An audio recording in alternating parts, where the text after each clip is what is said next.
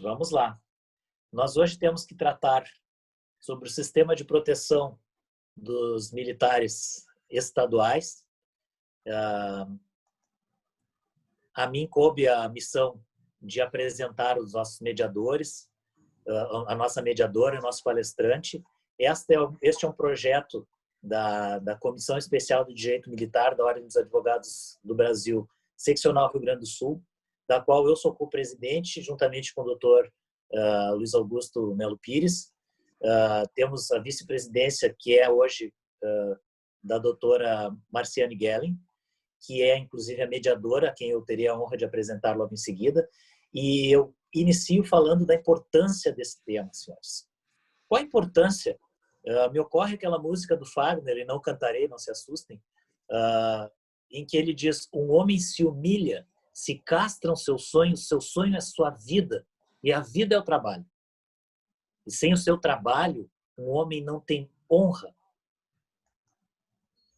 A intenção de trazer essa letra, essa poesia, na verdade, musicada, é dizer que se tirar de alguém a possibilidade de trabalhar é uma desonra, o que se dirá de se castrar ou minimizar ou mitigar a possibilidade de que alguém tenha o acesso supremo ao seu júbilo depois de muitos anos de trabalho.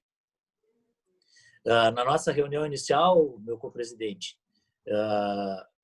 quando decidíamos discutir sobre esse tema, e essa é a primeira de várias palestras que nós teremos sobre o sistema de proteção e sobre previdência, no fim acabaremos falando, inquietava aos nossos colegas de comissão, a quem eu também saúdo neste momento, e também aos demais da assistência, que havia possibilidade, eventualmente, por exemplo, um dos problemas seria por questões éticas e procedimentais administrativas do Poder Executivo, principalmente das corporações militares, ser excluída a possibilidade daquele que se aposenta de perceber proventos. E nós chegávamos à conclusão ali, certamente os senhores hão de concordar, da crueldade dessa medida. Porque quando se contribuiu durante uma vida inteira para a aposentadoria ou para a reserva remunerada, o servidor, o Estado não perguntou a ele se aquela contribuição que ele dava, ele era um sujeito completamente isento, não tinha problema ético nenhum, não estava no jogo. Essa contribuição era universal. Nunca foi perguntado a ele, nem dito a ele, que em algum momento ele poderia perdê-la. E reverter essa contribuição de volta para o Estado, isso foi uma ponderação que fizemos na comissão, na nossa reunião interna, me parece, me desculpem, me parece locupletamento injustificado, locupletamento ilícito do Estado de ficar com aquela contribuição. Pois aquela contribuição é individual, é a contribuição que se faz para a própria aposentadoria no futuro. Castrar isso de um homem é muito mais do que tirar o seu trabalho, é tirar a chance de que ele possa descansar. Aos militares que nos assistem, seria tirar a chance do guerreiro ter o seu descanso. Depois de tantas lutas, tantas batalhas, tantas guerras diárias que nós sabemos que esses profissionais enfrentam. Ficará a cargo da colega doutora Marciane Gellen, a quem eu tenho a honra de, neste momento, anunciar. Doutora Marciane Gellen, além de vice-presidente e uma excelente vice-presidente da Comissão Especial de Direito Militar da OAB do Rio Grande do Sul, é sócia do escritório Gellen Advocacia, é pós-graduada pela Universidade Cândido Mendes em Direito Militar e é vice-presidente da comissão, como já disse, e também membro da AMASMO, certo? O que a credencia plenamente, não só para ser mediadora, como também, pequeno spoiler dos nossos próximos eventos, palestrar a respeito do tema na próxima oportunidade. E nós vamos anunciar também pelos meios de mídia social, para que os senhores possam também receber os conhecimentos que a doutora Marciane é capaz de produzir. Mas hoje é um dia especial de dedicação ao senhor doutor Roberto Alexandre dos Santos, que incumbe a minha tarefa de apresentá-lo, deixa sempre lacunosa a possibilidade de eu trazer todos os predicados que ele tem. Primeiro, é um comunicador. Nós temos que dizer que ele é um sujeito extremamente hábil com as palavras, tem todo um preparo acadêmico a respeito, ele transmite suas ideias com uma clareza que os senhores verão muito domínio a respeito do tema em debate, e que os senhores terão a oportunidade de avançar no conhecimento que nós temos que aprimorar.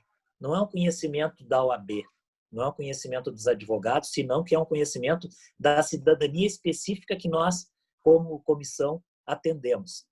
Aos senhores militares, informo que o Roberto Alexandre, Dr. Roberto, nosso colega de comissão, é membro da Associação dos Criminalistas do Estado do Rio Grande do Sul, é assessor jurídico de associação de classe da Polícia Militar Gaúcha e membro do Instituto Brasileiro de Proteção Social dos Militares. Ou seja, tem todas as credenciais necessárias para que nós introduzamos o debate a respeito desse tema. Creiam, senhores, nós não temos ideia fechada a respeito, mas nós temos ideia de que lado nós estamos, porque todo advogado, a OAB, está do lado da cidadania brasileira. E isso atinge uma gama muito grande de pessoas de uma classe tão sofrida e que precisa de esclarecimentos. Dito isso, eu humildemente me retiro, agradeço a oportunidade de apresentar uns colegas tão inteligentes, tão articulados e tão conhecedores da matéria, e agora deixo a palavra com a doutora Marciane para que nós possamos absorver o que tem ambos a passar. Muito obrigado, senhores. Aproveitem e aguardem, porque teremos mais palestras a respeito. Bom, bom dia a todos. Muito obrigada, doutor Fábio. Nós estamos aqui hoje, né, graças a essa comissão e principalmente doutor Fábio e doutor Luiz Pires, pela luta, pelo engajamento dos senhores doutores. Por quê? Porque começamos essa luta já faz algum tempo, né, para a aprovação da Comissão Especial de Direito Militar, que agora é uma realidade e que está, então, trazendo a este meio temas tão relevantes como o de hoje. Senhores, nós temos só um pouquinho que a minha tela aqui, não sei o que aconteceu. Nós te ouvimos compartilhando imagens. Estão me ouvindo? Te ouvimos e tivemos. Ok. Todos estão me ouvindo? Normal, eu acho, né? Sim. Bom, eu digo que é um prazer, né? E eu quero cumprimentar a todos em nome dos co-presidentes, Dr. Fábio e Dr. Luiz, e é um prazer imenso estar participando desta mesa virtual, pois o assunto hoje tratado, senhores, é um assunto importantíssimo, porque quem de nós já não se planejou, já não se perguntou como é que seria a nossa aposentadoria para os militares, a inatividade.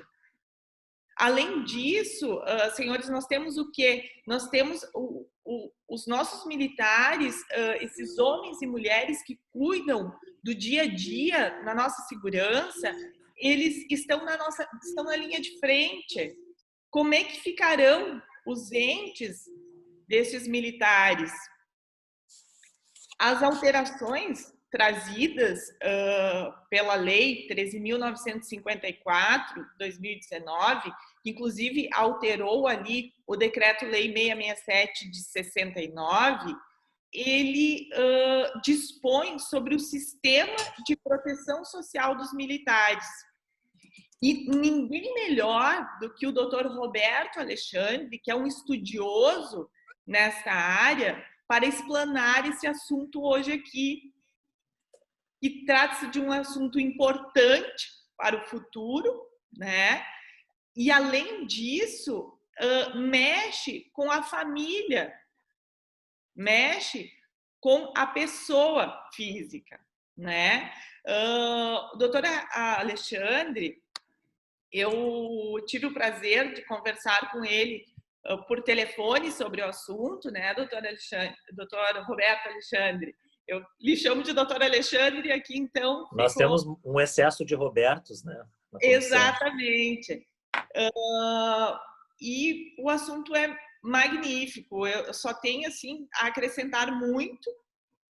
Eu vou só fazer uma pequena introdução, então, conforme havia já falado antes, mas acho que todos agora já estão presentes, que eu vou ser a mediadora, né, dessa palestra, e todas as perguntas, que eu acredito que vão ter várias perguntas, doutor Roberto Alexandre, serão, então, enviadas pelo chat, e eu vou lhe interromper, né, de vez em quando, para fazer essas perguntas, para lhe passar, porque o tema é um tema muito instigante. Eu sei que hoje aqui nós não vamos dissecá-lo, nem temos como, mas faremos outras, acredito, e outras tão grandiosas como essa. Doutor, desde já, então, sem maiores delongas aqui, até por causa do nosso horário, né? Eu vou lhe passar a palavra para que o senhor faça, então, as suas considerações iniciais e possamos dar início, então, aos nossos trabalhos. Muito obrigada. Muito bom dia a todos que generosamente acorreram a este evento, que reputo tem enorme relevância pelo tema e pelo momento que vivemos. Congratulo a Ordem dos Advogados do Brasil, seccional do Rio Grande do Sul, em prestígio à sua Comissão de Direito Militar, e não menos importante em reconhecimento da magnitude do assunto no cenário nacional, toma essa iniciativa de promover esse grande encontro, possibilitando assim que os debates sobre o tema Sistema de Proteção Social dos Militares ganhem a projeção que merece, diante da importância da categoria profissional a que se refere e da sua repercussão no seio da comunidade. Bem sabemos que tem sido muito nesses últimos dias. Como todos sabemos, o sistema de proteção social dos militares conforma tema sensível e mais extremamente novo. Por isso, essa palestra não tem o objetivo de esgotar a matéria, muito menos trazer verdades absolutas. Antes disso, o desiderato é propiciar diálogos, ensejar debates propositivos e estimular reflexões para que todos que militam nessa área, ou que apenas sejam interessados, possam construir ideias e concepções sobre o tema. Minha gratidão a todos que estão presentes, poderia aqui nomear vários amigos, oficiais, colegas, não é, que estão presentes conosco, os militares de uma forma em geral, desde praça ao oficial, ou do oficial ao praça. Mais uma vez, muito obrigado. Doutora Marciana. Doutor Alexandre, então, vamos dar início, né? Eu já vou lhe... a minha primeira pergunta, então, aqui, né, seria o quê? A indagação é, nós tivemos várias alterações no final de 2019 na legislação quanto à questão da inatividade das pensões dos militares, ok? E o que isso trouxe para o militar estadual?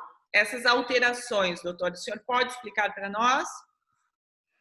Pois bem, eu acho que é importante, agradeço a pergunta, doutora Marciana, eu acho que é importante a gente iniciar fazendo um recorte histórico, não é? Porque, na verdade, não existe sociedade humana que não tenha desenvolvido algum tipo de proteção social, não é? E conceituar a proteção social como sendo as formas institucionalizadas ou não que as sociedades constituem de proteger os seus membros dos riscos sociais ou vicissitudes da vida em sociedade, não é? As formas e os modos de alocação de recursos variam de grupo social para outro, não é? Segundo vários critérios históricos e culturais, e estão sempre submetidos à dimensão de poder, não é? Então, se nós utilizarmos desse recorte social, ou seja, no caso brasileiro, assistência aos pobres, ainda a República Velha, ficou a cargo das associações de socorro mútuo, de auxílio das pessoas mais abastadas da sociedade, e por isso temos hoje, fazendo esse recorte social e histórico no Brasil,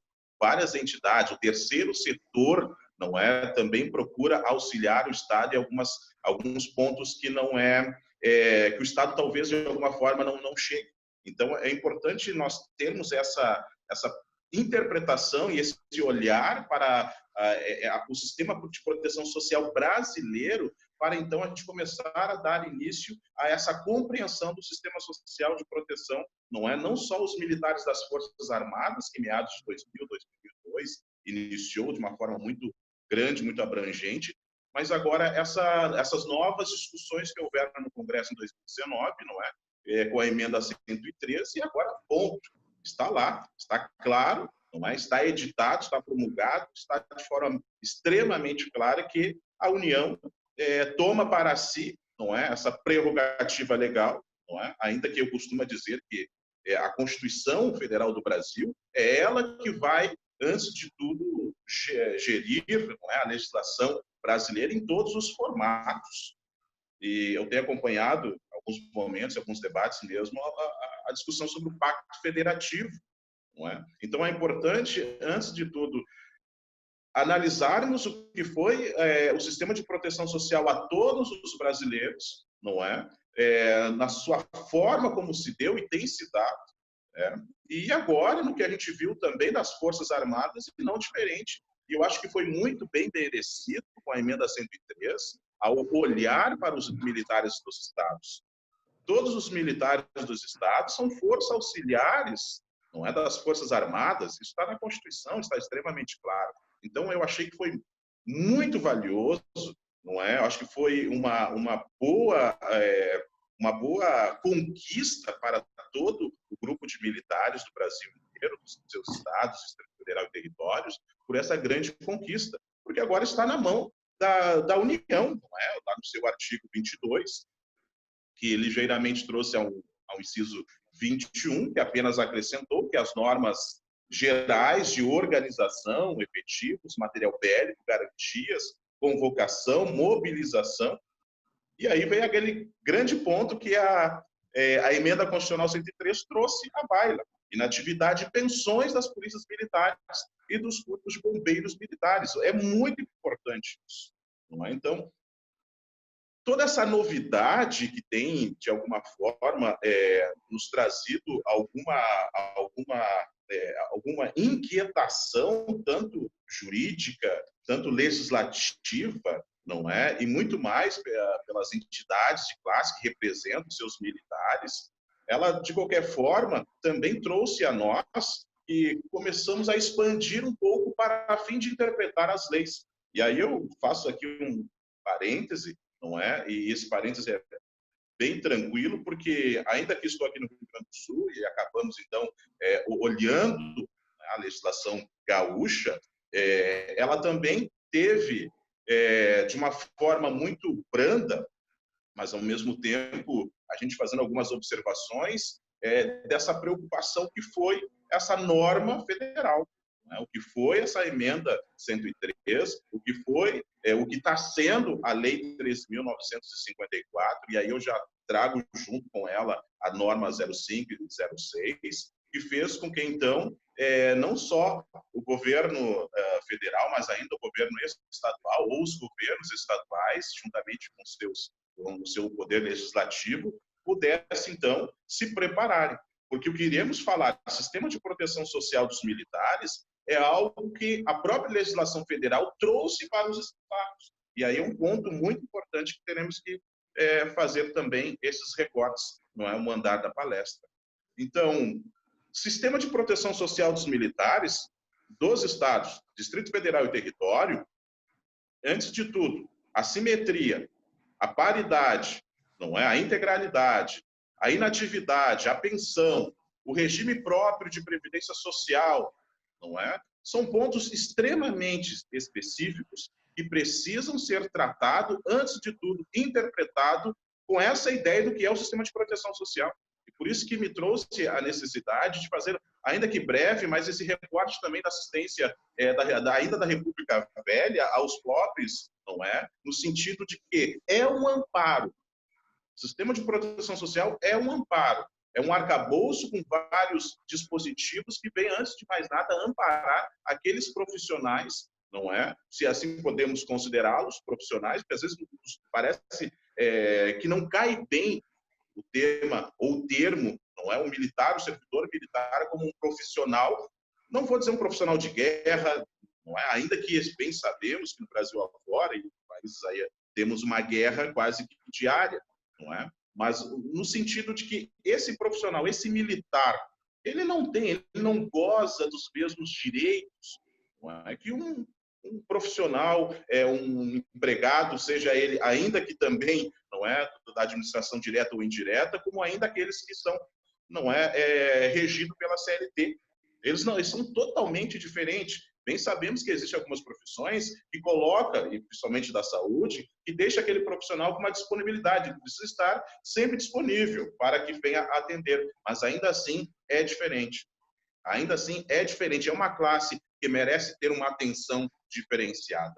E os estados precisam, antes de tudo, que a sua legislação, a partir da norma federal, comece a estar ajustada a isso. Mas o meu estado já tem normas, obviamente, e essas normas, como ficarão agora se temos uma norma federal? Antes de tudo, é necessário que o nosso legislativo, é necessário que as nossas procuradorias gerais dos estados se atentam a uma interpretação a partir do que é o sistema de proteção social, porque vem a norma federal, traz para os estados essa prerrogativa, que eles que terão, antes de tudo, que preparar, que criar, não é, que discutir, né, como será, como vai se dar, ainda que toda a receita está no Decreto-Lei 667 de 69, que foi atualizado pela Lei 13.954.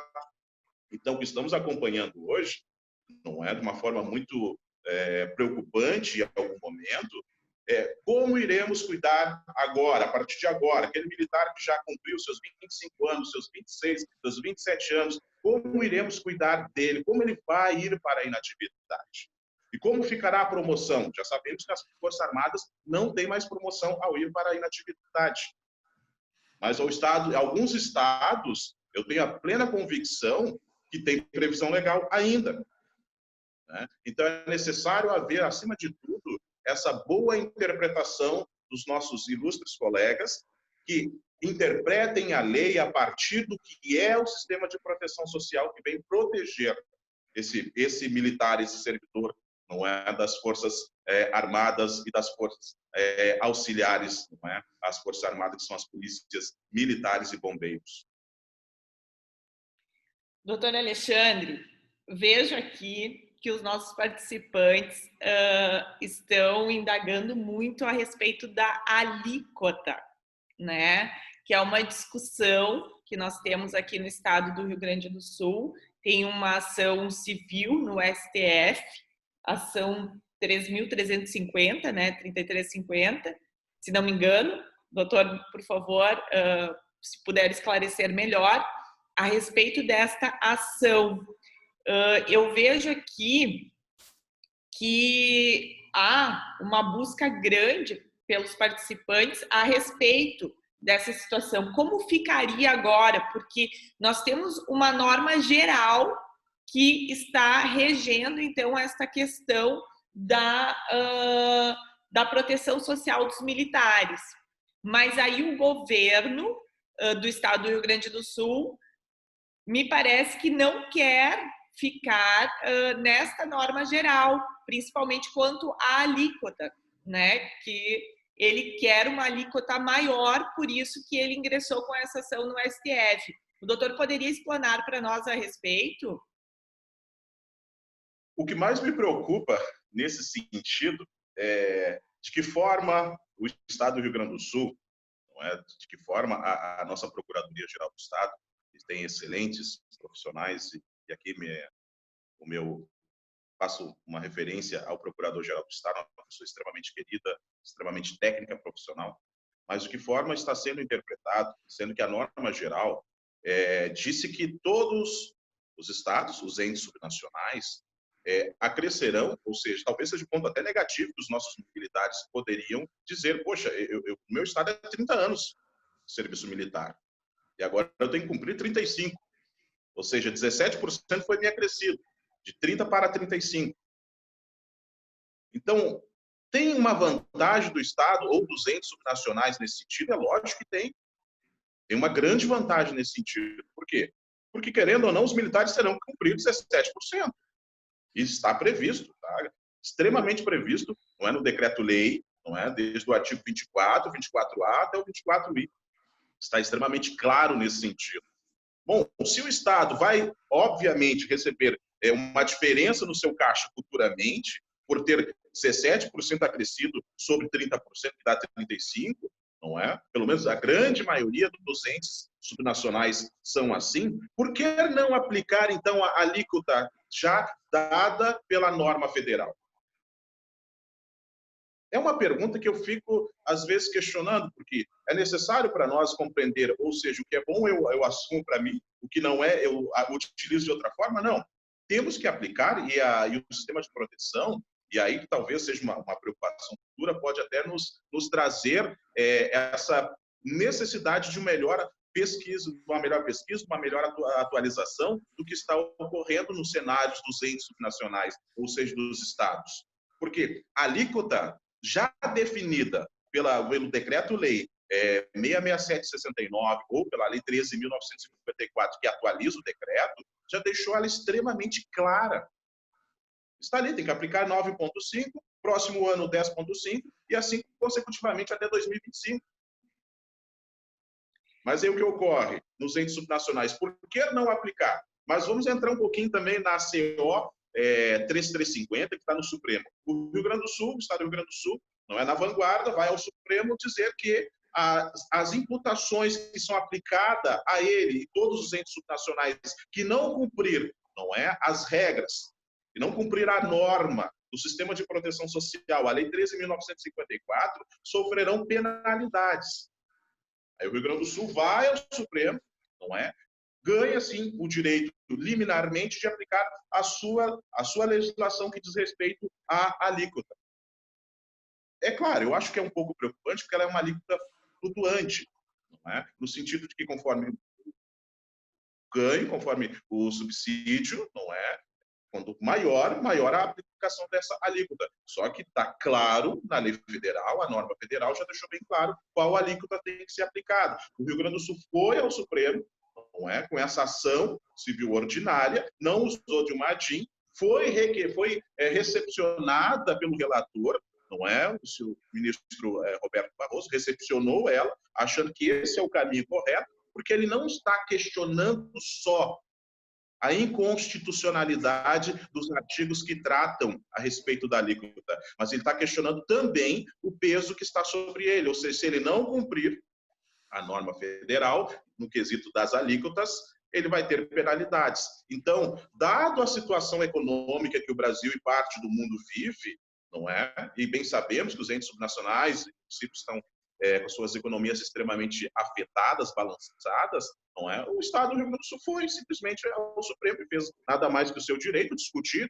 judicialmente isso, não é dizendo, bom, o meu Estado está quebrado, eu não tenho mais condições, não é, de arcar com toda a carga, todo o meu dever, minhas obrigações tributárias, não tenho condições e é possível, se não for dessa forma. Eu tenho a plena convicção, dado até a emenda 78 da Constituição Gaúcha, não é, que vai balançar a decisão final. Eu acho que não leva essa, não. Aqui é um pitaco, né, da gente advogado. Bom, doutor, me parece que essa ação do Estado, ela é um pouco estranha. Por quê? Porque nós estamos falando do quê? Nós estamos falando de proteção social dos militares, ok? Quando se fala em proteção social dos militares, porém, se ingressa com uma ação para aumento da alíquota, parece que o Estado, de um lado, quer proteger os militares, mas, de outro, também me parece que ele está querendo botar a mão no bolso desses militares.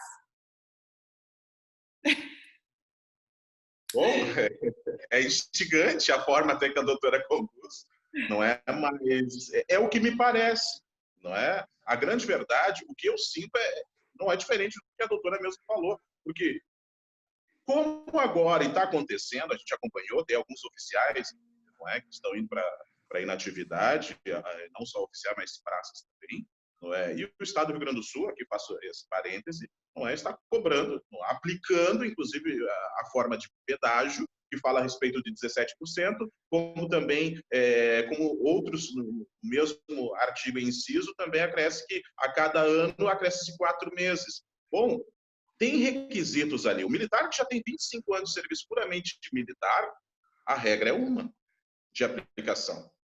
Como eu vou cobrar daquele militar que ele cumpra 17% do tempo faltante e mais ainda 4 meses acrescidos sobre cada ano, sendo que não podendo ultrapassar 5 anos? Bom, então eu vou ter esse militar, eu vou ainda continuar cobrando dele, naturalmente, não é? Eu vou cobrar lá a alíquota flutuante, não é? Porque se for um oficial, obviamente, o subsídio é maior, se for um prazo um pouco menor, mas eu vou estar arrecadando enquanto Estado. Certo. Mas aí, todo esse período que ele está cumprindo, eu continuo cobrando dele. Mas, não é, até porque ele ganhou o Estado, todos os entes subnacionais receberam esse prêmio, podemos dizer assim. E já tem estudos, inclusive foi feito no período ainda, enquanto PL, não é? PL 1645, hoje Lei 394, não é? Já tinha estudo prevendo quais seriam os benefícios financeiros aos estados, não é? Por ter esses 5 anos acrescido para os que saem de 30 para 35. Então, eu tenho a plena convicção que é necessário, sim, aplicar, antes de tudo, não é a regra, no sentido da letra fria da lei. Aplica-se ela não só o pedágio de 17%, ou, em alguns casos, 4 meses acrescidos sobre cada ano, mas também utilize da alíquota que está no 24C. Não tem porque eu cobro aqui, mas não cobro ali. Eu facilito dessa forma, mas não facilito da outra. Entende? Então, a grande preocupação, e eu acho que tem que sim levar ao judiciário, eu tenho plena convicção que é necessário, porque não tem porquê. Ou cobra uma coisa, ou não cobra nada. Doutor, realmente, isso é bem confuso, mas além, né, agora passando já para a questão ali que o doutor já vem falando, da questão do pedágio, do tempo, porque veja que nós saímos, né, de 30 para 35 e realmente, que acréscimo nós temos ali, porque CLT, por exemplo, tem periculosidade, tem insalubridade, militar não tem nada disso, não tem periculosidade, não tem insalubridade, então já vem perdendo ali, né? Mas, doutor, já indo além aqui, o Cássio Pires, ele está pedindo o seguinte, surgiu para ele aqui uma dúvida a respeito do tempo, né, do direito à reserva remunerada, que era o que o doutor vinha explicando agora, nessa última fala, com relação à legislação estadual divergir do texto federal. Acredito que a federal é que prevalece, né, doutor? Mas, por favor, se puder explanar a respeito. Bom, me permita, antes de tudo, falar um pouquinho do Pacto Federativo. Ok. O Pacto Federativo, antes de tudo, inclusive na CO 3350, o próprio Rio Grande do Sul, e eu acabei lendo praticamente todas as peças ali, não é? O Rio Grande do Sul, antes de mais nada, faz esse arrazoado, questionando de que interferiria, não é? Que a norma federal iria interferir no Pacto Federativo. Bom, o Pacto Federativo, esse princípio, antes de tudo, ele vem para nós, ao mundo jurídico, aos doutrinadores juristas, não é, todos sabendo que ela está alicerçada na Constituição Federal. Se eu entendo que o Pacto Federativo está sendo maculado, né, eu preciso também ter essa análise, essa ousadia de que o Pacto Federativo também está claro, ele está previsto na Constituição. E o Pacto Federativo, em momento algum, vai dizer que a harmonia que tem que haver entre União, e não existe hierarquia entre elas, não é? União, estados, municípios, Distrito Federal e territórios, os entes subnacionais, essa harmonia, ela está, claro, dentro da Constituição. Se foi editada uma norma que está previsto na Constituição Federal, onde diz que é a União que irá legislar sobre o tema de forma geral, não é? E aí faz a reserva legal, dizendo que os entes subnacionais irão, antes de tudo, editar lei, e essa lei é o sistema de proteção social. Não tem por que eu questionar que, olha, essa forma de imposição, se eu não cumprir, se o meu Estado, se o ente subnacional não cumprir, então o Pacto Federativo está sendo ferido. Não, o Pacto Federativo, assim como a própria norma, ela está na Constituição. A Constituição é a lei maior, até utilizando a pirâmide de Hans Kelsen. Então, não, é um arrazoado com uma base boa, claro, mas eu acho que ela podia ter um pouquinho, um plus a mais, porque o Pacto Federativo está claro dentro da própria Constituição. E essa harmonia, tanto nos artigos 22, 23, 24, não é, da Constituição Federal, fala o que é previsto, o que a União irá legislar, o que o Estado irá legislar, assim como também o que os municípios irão legislar. Está claro lá. Então, utilizar desse arrazoado apenas como uma forma de dizer, olha, eu tenho um entendimento, e assim todos os entes nacionais poderão dizer, que a Lei 13.954 está ferindo o Pacto Federativo. Eu discordo dessa opinião, desse arrazoado, dessa base teórica utilizada. Não é? Porque eu não vejo estar ferido o Pacto Federativo. Primeiro que todos os militares brasileiros poderiam ser, exceto os estados que já tinham 35 anos, assim como no caso do Rio Grande do Sul, as mulheres. Nós temos as policiais femininas, que não está previsto na legislação federal, como fica o caso delas. Apenas está dizendo que todos os servidores militares, todos os militares, não é, dos estados, irão para 35 anos. Alguns estados, talvez, acho que me falha a memória, o estado do Espírito Santo, não era um que já tinha os seus 35 anos, mas os demais não. As mulheres no Rio Grande do Sul era previsto 25 anos iriam para a inatividade. E agora como fica? Ela terá que cumprir 10 anos, 35 anos na norma federal? Como fica esse caso? Então, tem que haver, acima de tudo, é necessário haver uma interpretação que seja com olhar a partir do sistema de proteção. E saber o que é o sistema de proteção, antes de tudo, é o mais peculiar para que os entes subnacionais acabem se adaptando, acabam não facilitando, mas cumprindo a lei federal. Perfeito. Doutora Roberto Alexandre, eu só fiquei aqui com uma dúvida. Então, os militares hoje, eles saíram do sistema do regime próprio de previdência social. Não existe mais para os militares esse regime próprio de previdência social. O que o senhor tem a falar sobre isso? Bom, a própria Lei 13.954, e é ela hoje a nossa base, não é?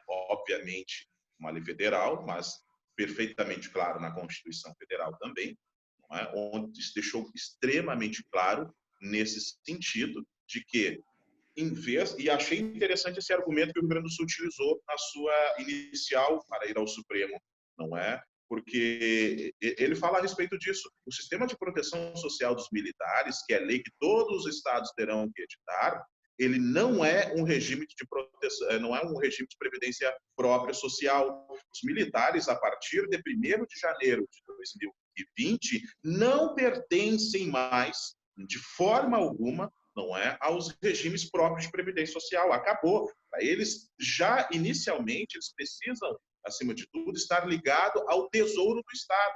Eles não farão mais contribuição como alguém que é do sistema previdenciário. Eles farão o custeio. Então, independe, como no regime próprio, no regime geral de previdência, nosso INSS, Você contribui no mínimo 15 anos, aí você já tem um requisito para depois a aposentadoria. Nos regimes próprios de previdência também da mesma forma. Você contribui um tempo mínimo para você contribuir. Você contribuiu mensalmente. Bom, agora tu começa a preencher os requisitos para poder ir, então, para a tua aposentadoria feliz e contente. O sistema de proteção não tem mais essa previsão. A Lei 13.954 está clara nos seus artigos nesse sentido. E eu volto a falar, como falei com os colegas, interpretação da letra fria da lei. Não está sendo, exceto alguns pontos ali que podemos até no andar da palestra falar, não é, que parece nos exigir uma melhor interpretação. Mas aí eu trago a todos novamente interpretação a partir do sistema de proteção social dos militares. É um sistema que protege o militar. E aqui faz até o formato da casa. A proposta é essa. A proposta é que o sistema faça isso no militar. Proteja ele das tempestades naturais da vida. E que ele, ao ir para a reserva e não para a aposentadoria, porque quando eu for para a minha aposentadoria, eu não volto mais trabalhar. O INSS ou a União, não é, que trabalha de forma específica, o INSS não vai em determinado dizer, doutor Roberto Alexandre, olha, o senhor vai ter que voltar novamente, tá? Acabou, não vai dar, você vai ter que voltar a trabalhar. Como é o caso dos militares hoje. Por isso que falamos, antes de tudo, de algo extremamente específico. E eu fico preocupado em determinado momento, doutor e ilustres colegas que nos assistem, porque existe essa dificuldade, aparentemente, de interpretação, não é, dos entes subnacionais, ainda que bem sabemos que estão com a sua dificuldade financeira, porque parece estar havendo essa resistência em recepcionar a Lei 13.954, tanto no que diz respeito às alíquotas, como também no requisito para que esse militar vá para a reserva. Ele vai para a reserva remunerada, sendo que a qualquer momento ele pode ser chamado à atividade. E sem falar um grande detalhe, como ele está sobre a disciplina e hierarquia, a vida dele também está ainda sobre os entes subnacionais. E tem um grande detalhe, como está previsto na legislação gaúcha, e creio que os estatutos dos entes subnacionais também, a previsão de que o comandante-geral pode simplesmente chamar o seu militar e ver como estão os bens móveis que ele tem, imóveis. É previsto, está previsto no Estatuto, por exemplo, na Lei 10.990 de 97 do Rio Grande do Sul, tem essa previsão. O comandante-geral pode. Por quê? Princípio da hierarquia e da disciplina. Eu não tenho isso. Se, por exemplo, eu vou utilizar aqui o nosso presidente da seccional, ele me chamar, doutor Roberto Alexandre, eu quero saber como estão os teus bens, traga para mim o teu imposto de renda, traga para mim aí umas certidões das matrículas, que eu quero saber se o senhor tem imóvel na praia, se o senhor tem imóvel na serra, eu quero saber, dar uma olhada os militares gaúchos, os demais militares, quero acreditar que quase todos os entes nacionais têm essa previsão do seu estatuto. Porque nós estamos falando de hierarquia e disciplina, nós precisamos fazer esse recorte. Estamos falando de militares extremamente diferente de qualquer outro, não temos como comparar. Então, eu fico preocupado porque parece haver essa resistência por parte dos entes subnacionais. Não estou fazendo nenhum fundamento e muito menos procurar levar os ilustres colegas, não é, e a todos que nos assistem, a fazer qualquer tipo de reflexão que seja reflexão política ou do gênero. Não, pelo contrário, estamos falando de forma técnica. Porque se tem a previsão legislativa, se tem a previsão, e essa previsão é federal, é lógico que, inclusive pelo próprio Pacto Federativo e pela hierarquia das leis, que as leis já nos estados que já estavam editadas, assim como está a previsão do Estado do Rio Grande do Sul em cobrar essa alíquota flutuante, em específico no Estado do Rio Grande do Sul, é óbvio que a lei federal ela veio e ela bloqueou. Ela bloqueou essas aplicações, ela bloqueou essas leis estaduais. E por isso que eu volto a dizer, falar sobre o sistema de proteção social dos militares importa dizer que os entes nacionais que terão que assim editar essa lei.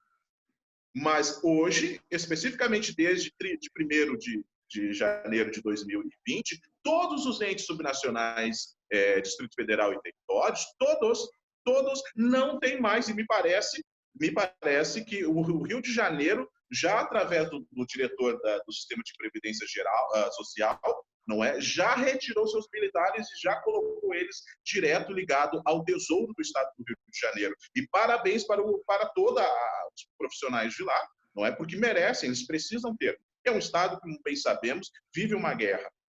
O que eu diria que a todos os estados brasileiros vivem uma guerra. E por isso que merecem, sim, estar protegidos todos os militares e corpo de bombeiros. Eu falava, inclusive, em outro momento com o Coronel Ederson, que nos assiste, que é o presidente da Bergs, eu comentava com ele nesse sentido, e também acompanhado com toda a sua diretoria. É lógico que a tecnologia ela tem avançado diariamente. Agora, ainda que eu não sou do meio, não sou especialista, e poderia, obviamente, que eles mesmos falarem num determinado momento, bem sabemos que hoje a tecnologia se avançou bem e quando, em alguns momentos, a forma como pega fogo no edifício, a forma como pega fogo é um pouco diferente, assim como foi a Boate Kiss.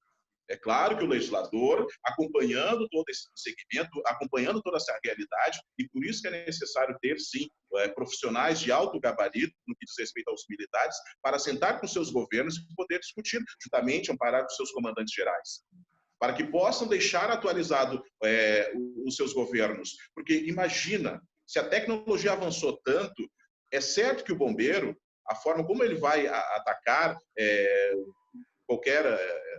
qualquer situação calamitosa, não é, tanto de acidentes, e até me deixava atualizado o comandante, não é, o ilustre coronel, que aqui no Rio Grande do Sul há municípios do interior que ainda são acudidos, não é como eu me recordo enquanto menino, não é, são acudidos pelos bombeiros que vão lá enquanto não tem SAMU.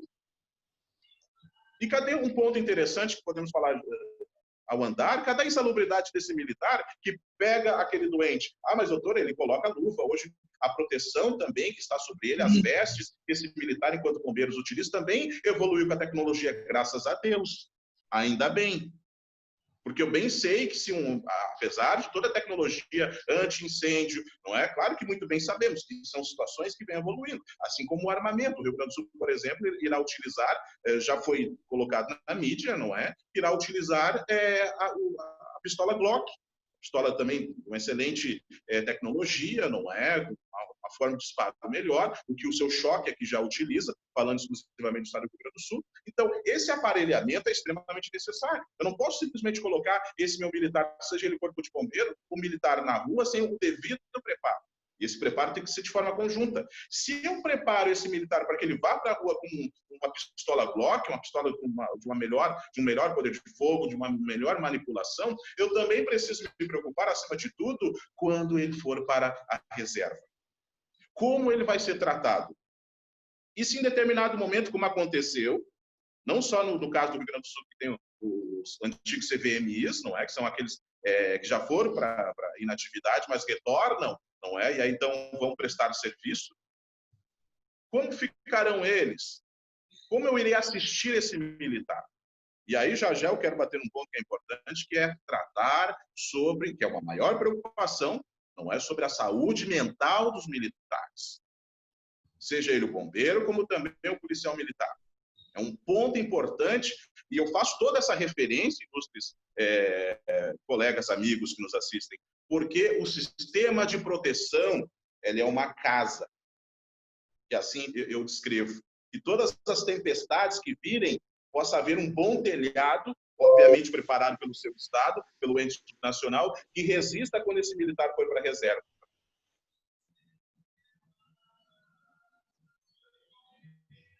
Concordo plenamente, doutor Roberto Alexandre. Essa proteção, né, que o Estado tem que ter com o policial militar, com o bombeiro militar, ela é essencial. E me parece, então, que agora, com essa contribuição para o Tesouro do Estado, e que nem o doutor colocou ali no Rio de Janeiro, já está em andamento, enfim, essa situação de ser quem administra agora é o Tesouro do Estado, a situação da inatividade, muito lógica, né? Muito lógica para o futuro. Porém, doutor, nós temos o seguinte: como ficaria, né, essa situação de proteção para aqueles militares que respondem. Nós temos aqui uma pergunta do Dr. Silvio, inclusive, nosso colega. Como é que ficaria essa situação desses militares que, né, que estão protegidos e que contribuíram esses 30, 35 anos, né, para a sua inatividade e também para a proteção da sua família, proteção futura de sua família, quando, mesmo na reserva remunerada, tem a sua reserva cassada, doutor? Como é que ficaria essa situação? Deixa eu aqui trazer um embasamento teórico que está no livro O Direito Adquirido e o Direito Administrativo, publicado pela revista trimestral Direito Público, São Paulo, 1998, inclusive o ano que eu fui para o 8º Batalhão de Infantaria Motorizada, hoje extinto em Santa Cruz do Sul, minha terra natal. Quem fala é Dr. Celso Antônio Bandeira de Mello, antes de mais nada, um dos maiores administrativistas do Brasil. Ele fala sobre a teoria do direito adquirido e seu reconhecimento pela legislação dos povos cultos veio a se constituir na fórmula mais perfeita para a salvaguarda da tranquilidade jurídica e para os interesses dos indivíduos.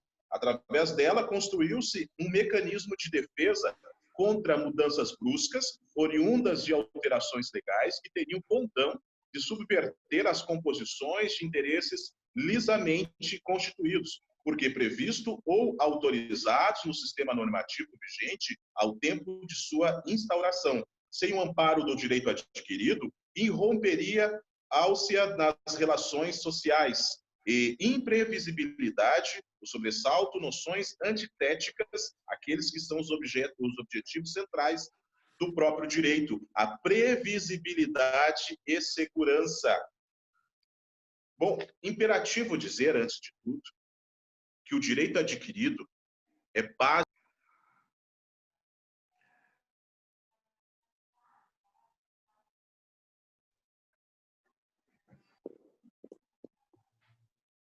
Eu peço escusas. Pronto. Peço escusas aos que nos assistem. É importante falar, eu não sei se todos conseguiram ouvir quando falava sobre o que Celso Antônio Bandeira de Mello falou, então, a respeito da teoria do direito adquirido. O direito adquirido está previsto não só na nossa Constituição, como também toda, obviamente, a doutrina, mas também na Lei 13.954. Está extremamente previsto e foi, olha, muito importante os legisladores da União, não é? Digo a Câmara Federal e também o Senado, terem esse extremo cuidado em trazer e tratar na própria legislação que modernizou ou que atualizou, não é? Falando sobre o sistema de proteção social. Direito adquirido, ilustre colega, doutor Silvio.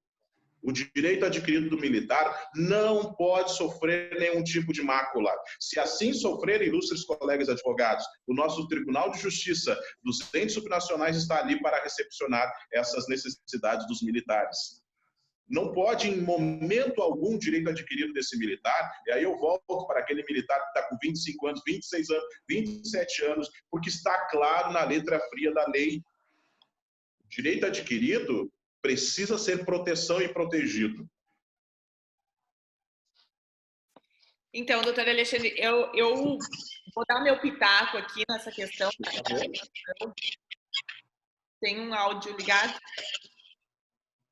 Na cassação da reserva, porque, inclusive, no estado do Rio Grande do Sul, Está dando um eco, né? Mas eu acho que foi bem leve.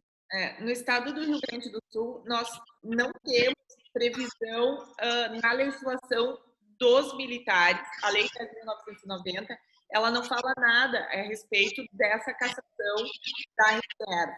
Porém, o governo do estado, ele se utiliza da Lei de Servidores Civis Estaduais Doutora, me permita só para ajudar.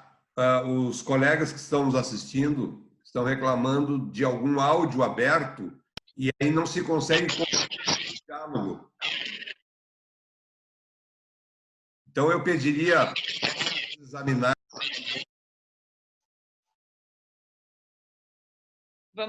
Melhorou? Sim. Nós temos, além das 1950, ela não é o doutor Alexandre. Doutor Alexandre vai ter que fechar o áudio só um minutinho. Ela não prevê essa cassação. Porém, o governo do estado ele se utiliza o quê? Da lei dos servidores civis para, então, fazer a cassação. Mas surge, e realmente eu concordo e também sempre levo essa questão do direito adquirido do militar. Por quê? Porque se ele contribuiu esse tempo, ele tem, então, direito de permanecer com os seus proventos na inatividade. Concordo perfeitamente. Porém, tem um julgado recente do ministro Alexandre de Moraes que entende de forma diversa. Eu acho que esse é um estudo que nós, advogados, temos que fazer, né? E temos que levar ao tribunal e temos que mudar essas decisões.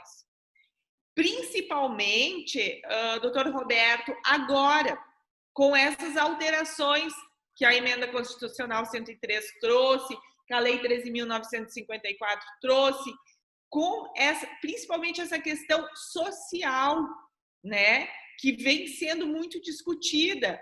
Então, esse é um tema que nós temos que debater mais, porque aqui no estado do Rio Grande do Sul, e eu acho que o doutor Silvio até colocou essa pergunta aqui, porque deve ser uma dificuldade para ele também, assim como é para mim, assim como para todos os advogados militantes nessa área, de reverter esses atos de cassação de aposentadoria. Desculpa, de inatividade, da remuneração. É muito difícil. Mas eu acho, né, vendo e escutando o doutor hoje e a sua fala, essa palestra, que nós estamos engatinhando para esta mudança também. Então, é perfeito, vem muito a calhar essa questão da proteção social, e é isso que nós temos que fazer. Nós temos que o quê? Nos orientar pela norma geral, por essa proteção. E esquecermos um pouco, né, e tentarmos... Eu vi aqui que várias perguntas, enfim, são a questão da promoção, a questão como é que ficaria, né? Porque a norma geral, ela tirou a promoção hoje. Nós não temos mais a promoção na reserva remunerada. Porém, nós temos o quê? Preservado os proventos da inatividade igual os da ativa. Não sei se o doutor quer falar alguma coisa a respeito dessa questão da promoção, doutor Roberto.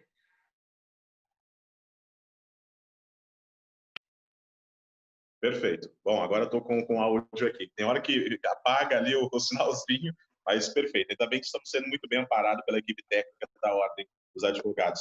E mais uma vez, meus cumprimentos especiais a todos esses profissionais. Bom, precisamos observar um ponto importante. O sistema de proteção social dos militares, é óbvio que ele não vai interferir no que diz respeito à disciplina, à ética, à forma como, antes de tudo, o militar precisa se comportar. Por isso, por essas duras tarefas, por essas duras formas, não é que ele precisa cumprir o princípio da hierarquia e da disciplina, é por lógico que foi-se necessário haver um sistema de proteção social. Agora, o sistema de proteção social não vai interferir, não é? Ainda que precisa ser utilizado para interpretação, não é? Ele não vai interferir no que diz respeito à disciplina. Não é? Se houver uma condenação, o qual tem previsão legal, não é que está ali o Tribunal de Justiça Militar, não é? O qual está o Superior Tribunal de Justiça Militar, para fim de haver essa punição, né? É lógico que o sistema de proteção não vai interferir nesse sentido. E nem pode, nem poderia, até porque temos o próprio Código Penal Militar, o próprio Código de Processo Militar, ele não poderia interferir, o sistema de proteção não vai interferir nesse sentido. Porque, antes de tudo, o artigo 24F do Decreto-Lei, ele fala que é assegurado o direito adquirido na concessão de inatividade remunerada aos militares dos estados, do Distrito Federal e dos territórios e de pensão militar aos seus beneficiários a qualquer tempo, desde que tenha sido cumprido até 31 de dezembro de 2019 os requisitos exigidos pela lei vigente do ente federativo para a obtenção desses benefícios, observados os critérios de concessão e de cálculo em vigor na data de atendimento dos requisitos. Eu aproveito e faço essa leitura desse artigo 24F do Decreto-Lei 667, trazido pela Lei 13.954, porque tem a previsão na Lei 10.997, aí eu estou falando de uma lei estadual específica do Rio Grande do Sul, que é o Estatuto, que também foi atualizado, né? Inclusive houve uma atualização bem recente, que é a 15.454, falando exclusivamente da legislação gaúcha. Eu faço esse recorte importante porque sabemos que tem pessoas nos assistindo que são também de outros estados, tá? Por isso faz esse recorte. O artigo 58 da mesma lei, extremamente atualizado, ele fez uma ponderação muito importante, porque ele trata da promoção. Eu vou pegar aqui rapidinho para poder ler aos ilustres colegas gaúchos, não é? E com certeza vai servir de amparo também para os demais colegas, não é, de outros estados, que é importante, muito importante, que utilizam, releiam as suas legislações estaduais, mas releiam e interpretem, inclusive, as suas constituições de cada estado, não é? Interpretem ela a partir do sistema de proteção social dos militares, a partir da norma federal 22, inciso 21, a partir da lei 13.954 e as suas duas normas 05 e 06. Leiam com esse olhar, porque já olhamos a emenda constitucional 78 do Rio Grande do Sul e percebemos ali que tem algumas inconstitucionalidades. Porque tanto a emenda constitucional gaúcha como essas leis, a gente percebe algumas inconstitucionalidades porque elas não estão harmonizadas com a norma federal, elas não estão harmonizadas com o Decreto-Lei 13.954.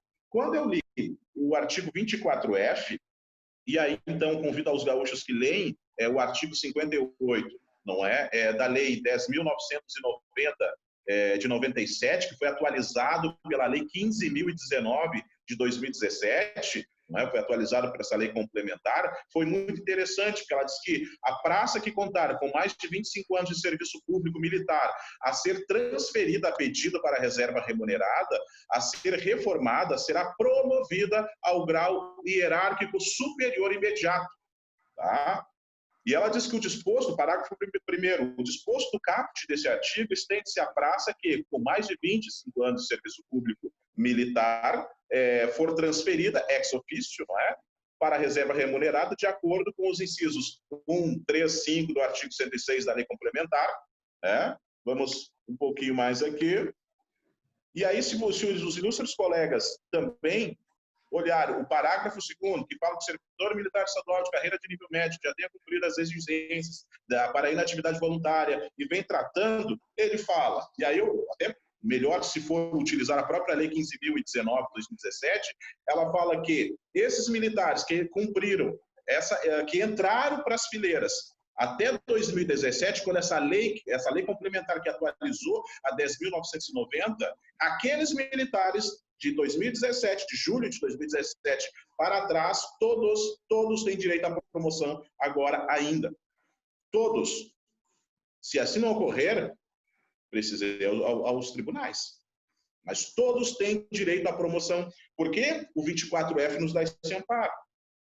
É assegurado o direito adquirido na concessão para de inatividade remunerada aos militares dos Estados, Distrito Federal e territórios e de pensão militar aos seus beneficiários a qualquer tempo.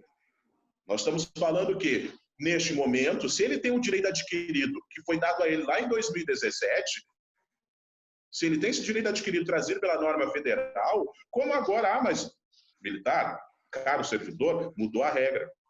Mudou, mas ela não deixou de não prever o meu direito adquirido. Então, todos os militares que estão nas fileiras das forças, das polícias militares e bombeiros dos seus estados, Distrito Federal e territórios, devem olhar se a sua legislação estadual trata como trata do Rio Grande do Sul, que ainda prevê, sim, prevê a promoção. Está claro lá, colegas, está claro lá. Eu estou utilizando a Lei 15.019 de 2017, não é, que atualizou o artigo 58 da Lei 10.990 de 97, que é o Estatuto dos Militares do Rio Grande do Sul.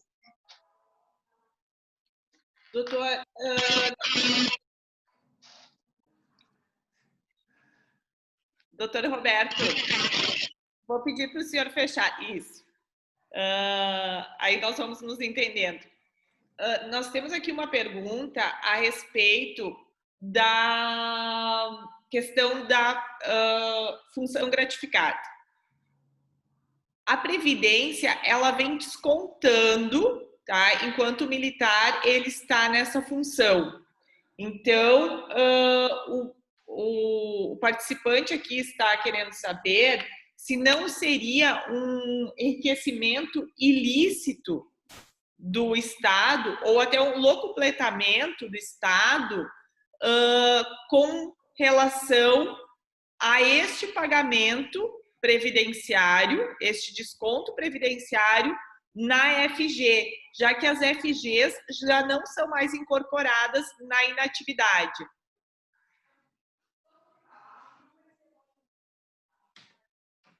Abrir o áudio. Abrir o áudio. Doutor Roberto, seu áudio.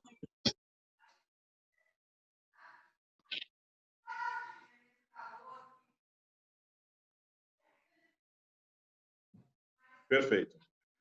Bom, ilustres colegas, antes de mais nada, eu acho que a própria equipe está mandando para mim, na hora de fechar o meu áudio e na hora de abrir. Eu só clico aqui. Até agradeço a gentileza, porque você está facilitando muito, tá? Então, eu já não estou mais tocando, tá? Então, estou deixando que a equipe faça assim para mim. Bom, antes de mais nada, é importante que a gente analise. Eu fiz uma fala inicial falando a respeito dos 5 anos, que todos os estados, todos os entes subnacionais, exceto aquele estado, acho que um ou dois apenas, que já tinha os 35 anos como regra para ir à inatividade, o Rio Grande do Sul já tem, não tinha 35, agora tem 30, e volto a falar que é uma preocupação extremamente necessária a respeito das policiais femininas, bombeiras femininas, que estão cumprindo de 25, agora terão que cumprir 35. Elas deram um salto para 10 anos. E aí eu diria que são 34%, não é? Que elas teriam que cumprir em regra, tá? Porque sai de 25 para 35 e não tem nenhuma previsão legal. Aí, exceto se eu utilizar o artigo 24F, que trata a respeito do direito adquirido. Aí essa interpretação me permite, sim, não é questionar, pelo menos de 25 para 30 anos, que era o que se esperava. E a norma federal não preveu. Bom, enriquecimento ilícito?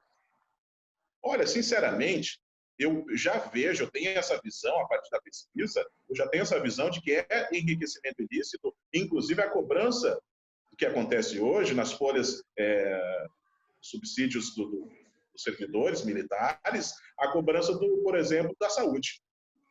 E aqui eu poderia falar o IP Saúde, que o IP Saúde é o caso do Rio Grande do Sul. Outros estados eu não conheço qual o nome é dado para esse instituto. Não é? Eu já vejo como irregular, porque nós estamos falando do sistema de proteção. E o sistema de proteção, ainda que ele precisa ser editado pelo ente estadual, tá? Essa cobrança se torna ilegal. Eu vejo ela como um enriquecimento ilícito. E aí sim cabe ação, inclusive, para o INDEP desses valores. Porque eu não consigo ver essa previsão dessa cobrança. Né? Como bem foi questionado aí pelo que nos assiste, a respeito se essa previsão não se torna ilegal. Eu acho que merece sim uma discussão à parte. Isso também estamos falando de matéria tributária, não é? E merece guarida, sim, em outro momento a gente poder discutir de forma muito clara. Mas eu já adianto que eu vejo uma irregularidade, como é o caso já do Rio Grande do Sul, que cobra a parte, não é o IP Saúde, por exemplo. Tá? Eu já vejo ele como irregular. Por quê? Porque os militares dos entes subnacionais não são mais previdenciários. Eles estão ligados ao Tesouro. Eles precisam ser desligados do RPPS e do Fundoprev, como é o caso que tem no Rio Grande do Sul, e ser ligado direto ao Tesouro. E que se aplique a alíquota federal, por favor. Que se aplique, porque o Estado hoje ele está com dificuldade, mas já já ele vai ter um impacto desses 5 anos ou dos 10 anos que as policiais, que as femininas, as forças armadas, das forças militares dos entes subnacionais estão tendo. Elas estão tendo um acréscimo de 10 anos, exceto se houver uma melhor interpretação do artigo 24F que possa amparar por questão de direito adquirido essas militares. Tá? Então, eu vejo sim uma certa irregularidade. Salvo o melhor juízo sempre, tá, ilustre colegas? Bom.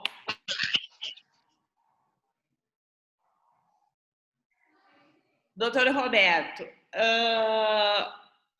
o senhor falou anteriormente a respeito da saúde mental dos policiais militares. Eu sei que não sei se foge, enfim, talvez um pouquinho, mas é também uma questão de proteção social, a questão de saúde dos militares. E nós temos aqui no nosso público uma psicóloga, tá? Que ela é perita da Polícia Federal. Muito bem-vinda, Fernanda Dickel, né? Acho que eu pronunciei corretamente. E a Fernanda, psicóloga, ela é muito interessada por essa área da saúde mental dos militares. E ela questiona aqui, doutor, se existe um trabalho efetivo para esses militares que estão diariamente expostos ao estresse. E ela fala de um estresse altíssimo, gerando um sofrimento psíquico grave, né? Como inclusive suicídio, que nós sabemos que aqui no estado do Rio Grande do Sul é bem alto, não só no estado do Rio Grande do Sul, em todo o Brasil, o índice de suicídio na polícia militar é bem alto, e além disso, o alcoolismo, né? Que também é uma situação grave. E ela pede o seguinte: como o doutor pretende trabalhar a saúde mental através dessa questão social, né, da proteção social? Como é que o doutor entende um trabalho, né, na questão mental desses militares, que é tão frágil?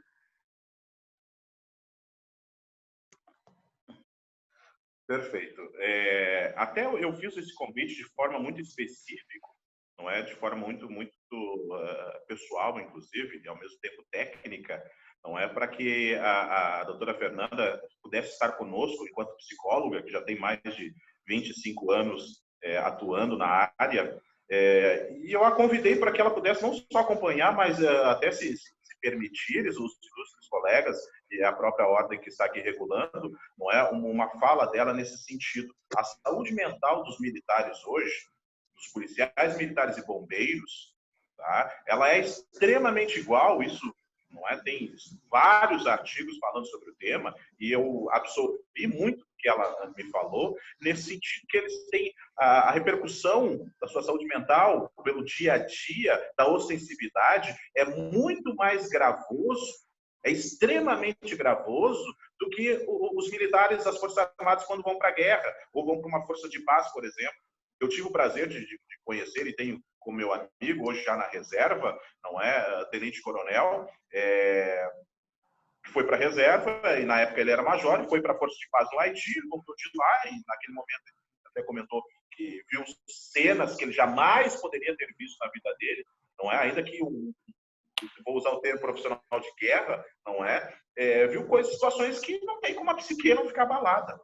Agora, o que eu tenho dito, quando se fala em sistema de proteção social dos militares, e é importante esse recorte, não é? Hoje, o crime organizado, e não quero dar nenhum tipo de vazão a tal coisa, pelo contrário, não é? A forma como está aparelhado enfrentando a nossa polícia militar, e aí eu faço uma simples pontuação.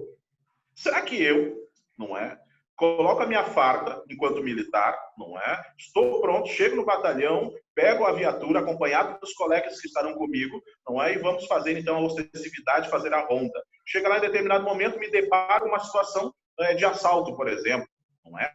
Faço todo o que estou treinado, obviamente sou treinado, só que incrível que a nossa psique não é treinada, ainda que ela acaba se adaptando às situações, mas muitas coisas externas, esse mundo barulhento às vezes nos incomoda, e não quero aqui fazer nenhuma forma, porque não sou perito na área de psicologia, não é? Mas como ele passa por aquela tensão, a qual se está vendo o pronto emprego de arma por parte do meliante, não é?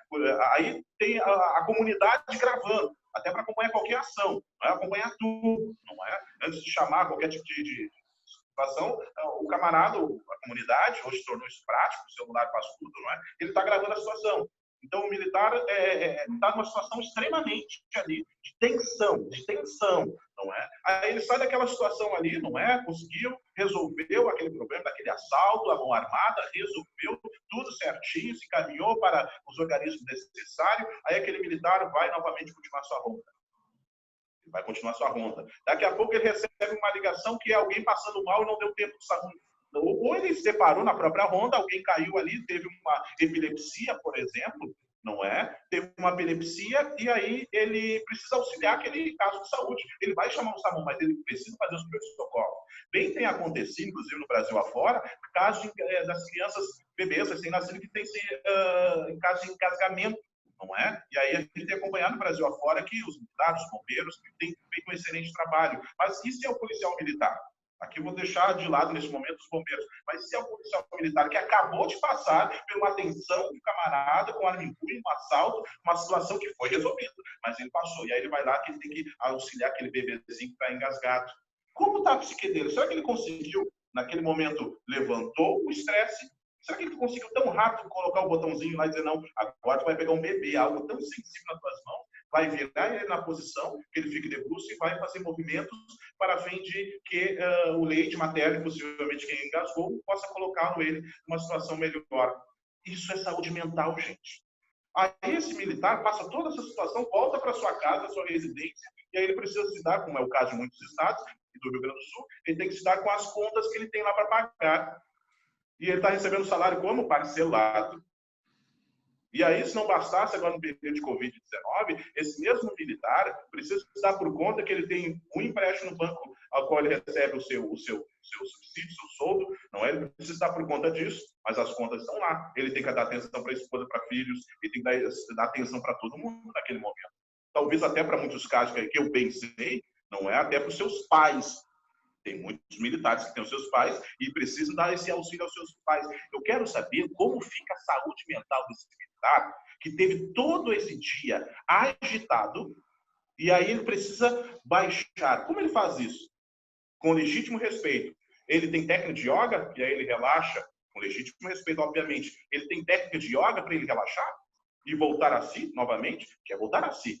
É um momento de tensão que ele precisa retornar. Gente, a saúde mental do militar.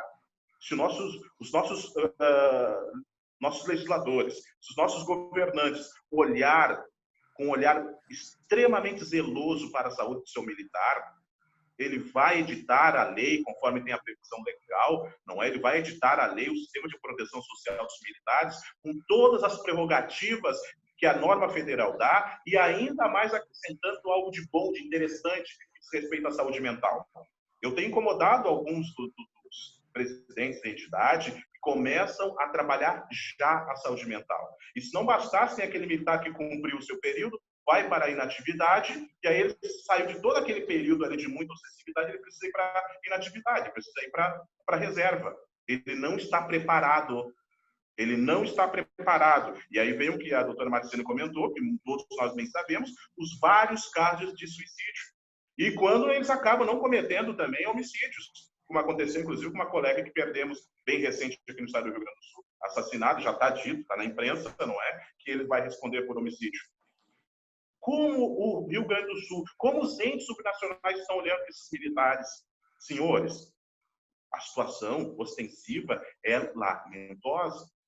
E os militares precisam desse amparo do sistema de proteção social dos militares para que cuidem da sua saúde mental, para que cuidem desse militar quando for, não só quando for para a inatividade, mas agora.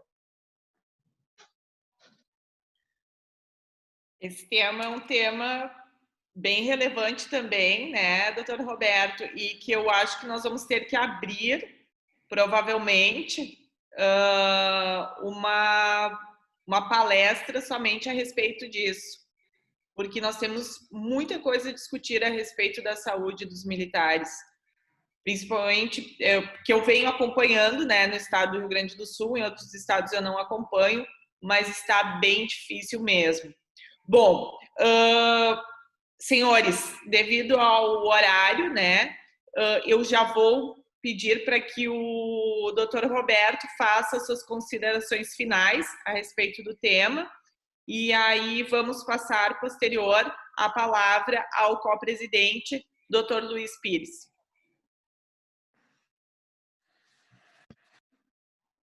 Bom, antes de mais nada, eu quero solicitar de uma forma muito especial que não só os nossos co-presidentes, mas também a nossa Comissão de Direito Militar da Ordem dos Advogados do Brasil, como também todos os aqui operadores do direito ou não e servidores, se preocupem em amparar o nosso legislativo, eu falo de todos os entes subnacionais, com o que diz respeito a essa lei que os estados, entes subnacionais, terão que fazer no que diz respeito ao sistema de proteção social. Tá? É importante que esse engajamento, não é, que nós levamos esse apoio, não é, de forma de assessoramento jurídico, inclusive, não é, para que essas leis não venham ter tanto ferimento como possa acontecer. Eu digo isso porque já vi irregularidades, tanto na emenda 78 gaúcha, como nas outras leis específicas. Então, o sistema de proteção social merece que ele vai ser regulado por lei específica, conforme o artigo 24E. Queridos, não tenho dúvida que o tema não se esgota aqui, não tem como, nem poderia. E quero sim tratar uma outra oportunidade, se assim for convidado, inclusive com a psicóloga Fernanda, porque tem gabarito nesse sentido, tem obras escritas, para tratar da saúde mental dos militares. Mas o meu muito obrigado, não só por essa oportunidade, mas falar de forma clara, objetiva e específica para vocês. E sempre ressalvo sempre o melhor juízo, não é, para os nossos colegas profissionais. Através da comissão estamos à disposição a qualquer momento. Muito obrigado pelo tempo que dispuseram estar conosco. Agradeço gentilmente toda a equipe da Ordem dos Advogados do Brasil. Agradeço gentilmente também aos presidentes das entidades de classe gaúcha e também dos estados que nos assistem. Agradeço gentilmente aos oficiais e praças também, que estão não só aqui, mas também estão acompanhando essa matéria de forma muito ferrenha, não é? Porque é importante que todos nós venhamos a, sim, agregar mais conhecimento nesse tema, o sistema de proteção social dos militares. Um excelente final de semana a todos. Não esqueçam, cuidem do isolamento, é necessário cuidar no respeito. Ainda estamos vivendo, o Brasil fez muitas mortes agora, nessas últimas 24 horas, então todos nós precisamos ficar em casa se não for necessário sair. Um super abraço especial, estou à disposição e quero muito mais agregar a esse conhecimento do sistema de proteção. Muito obrigado a todos. Muito obrigada, doutora Roberto. Nós que agradecemos, a sua palestra ela foi muito contributiva para o assunto. Acredito que todos os participantes, até pela participação aqui, gostaram e estão mandando parabéns. Aqui, parabéns pela clareza, objetividade, enfim, estão contentes com o assunto e estão querendo mais. Doutor, se prepare, porque nós vamos ter que fazer mais reuniões como essas, né? E estou bem contente pelo público presente. Nós tivemos um público grande, pelo apertado tempo que tivemos. Nós tivemos um público bem grande aqui e um público bem participativo. Isso que é melhor ainda. Por quê? Porque esse público participativo mandou perguntas, provavelmente ficou com várias perguntas em suas cabeças, ele pensando o que é isso, o que eu posso fazer, o que eu não posso fazer. Mas, enfim, para fechamento, eu acho que o sistema de proteção social dos militares estaduais, ele veio a calhar, o legislador federal, ele trouxe isso uma unificação dos militares, né, através desse sistema, para proteção. E era o que nós estávamos precisando, porque cada estado legislando do seu jeito, e nós sabemos que alguns estados estavam, inclusive, limitando ao teto do INSS, as suspensões, etc., e estavam tendo problemas, tendo que fazer fundões e etc. Bom, essa legislação, ela está, acredito, numa linha certa, né, correta, e eu queria deixar muito obrigada a todos, né, e passo então a palavra agora para o co-presidente, Dr. Luiz Pires. Obrigado, doutora.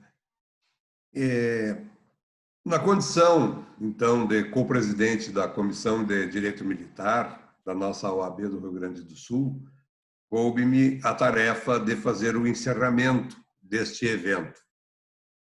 E eu confesso a todos que o faço com um misto de sentimentos em função da magnitude do evento. Inicialmente com muita alegria, porque vejo presenças ilustres, vejo as mais diversificadas pessoas de instituições representativas de classes. Nós temos advogados, presidentes de comissões de outros estados da federação, nós temos representantes da Brigada Militar, nós temos representantes do Poder Legislativo do estado do Rio Grande do Sul, e isto nos enche de alegria, porque todas estas pessoas fazem parte do processo de compreender esta nova ordem. E é por isso que me sinto alegre por este evento. Também me invade o sentimento de certeza de que nós precisamos efetivamente repetir esses eventos, porque ele é extremamente importante no momento em que se estabelece esta nova ordem, e particularmente penso que o sistema de proteção social dos militares ele é um marco, ele é um divisor muito claro entre o passado, o presente e o futuro, e penso que a partir deste marco, todos nós, inclusive todos aqueles que estão aqui participando, não é, temos um compromisso de levar esse novo marco, de contribuir com novas ideias, com novas concepções, junto à administração e junto ao Poder Judiciário. Tenho a certeza que a palestra, doutor Roberto, foi extremamente objetiva, pontual, como deve ser uma palestra, foi muito bem clara, muito bem exposta, o que acresce a nossa certeza de que estamos no caminho certo, e penso que esta deve ter sido a primeira palestra, o primeiro encontro no Brasil a respeito do tema. E então, eu, com essa mistura de sentimentos, né, alegria, certeza, convicção plena de que nossa missão começou a ser cumprida, eu lhe agradeço, doutor Roberto, pela disponibilidade, por doar o seu tempo a todos nós, uma palestra tão significativa como essa. Agradeço, em nome da Comissão de Direito Militar, a presença de todos aqueles que estiveram conosco e continuam presentes aqui nesse encerramento. Agradeço à senhora, doutora Marciane, que capitaneou tão bem este evento, e, na verdade, este evento só se realizou hoje não em função dos co-presidentes. Ele só se realizou desta maneira em função do trabalho que a senhora realizou nos bastidores e agora, presencialmente, de uma maneira tão eficaz e tão competente. Muito obrigado também pela doação do seu tempo para a Comissão de Direito Militar e, ao fim e ao cabo, para o engrandecimento do debate e para o esclarecimento de todos nós estamos aqui hoje. Agradeço também aos nossos colaboradores da Ordem dos Advogados, que fizeram também isto possível. Sem eles, provavelmente, nós não estaríamos aqui neste momento. E cumprimento especialmente o doutor Ricardo Breyer, que é o nosso presidente da Ordem dos Advogados do Brasil, seccional do Rio Grande do Sul, e todos nós sabemos que tem prestado uma enorme contribuição e um grande apoio à nossa comissão, inclusive na formação da nossa comissão. E o cumprimento também porque ele tem sido o nosso grande comandante neste momento de crise, neste momento de virtualização de tudo, o que tem causado grandes e incomensuráveis prejuízos à advocacia. Eu o cumprimento por ser o capitão dessa nave, chamada advocacia. Eu o cumprimento pela preocupação dele com os nossos direitos, com as nossas prerrogativas, mas, fundamentalmente, neste momento, com a saúde de todos os advogados do Rio Grande do Sul e, por que não, do Brasil. Então, agradeço a todos aqueles que ainda continuam conosco, aqueles que estiveram conosco e, embora o prazer de estar com todos vocês, e embora a satisfação com a sua palestra, doutor Roberto, nada mais me resta a fazer senão declarar, lamentavelmente, encerrado este evento, com a certeza absoluta de que muito em breve vamos nos reencontrar. Fraterno abraço a todos. Muito obrigado. Grande abraço.